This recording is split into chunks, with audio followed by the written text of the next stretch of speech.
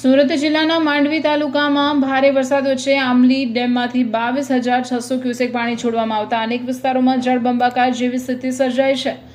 નીચાણવાળા વિસ્તારોમાં પાણી ફરી વળતા જનજીવન પ્રભાવિત બન્યું છે। સુરત જિલ્લાના માંડવી તાલુકામાં આવેલા આમલી ડેમમાંથી 22,600 ક્યુસેક પાણી છોડવામાં આવતા આંબાપાડી અને કાછિયાબુરી સહિતના નીચાણવાળા વિસ્તારોમાં પાણી ફરી વળ્યું છે। પાણી રસ્તા ઉપર ફરી વળતા માંડવી કીમને જોડતો મુખ્ય માર્ગ સંપૂર્ણપણે બંધ થઈ ગયો છે, જેના કારણે વાહન વ્યવહાર ખોરવાઈ ગયો છે।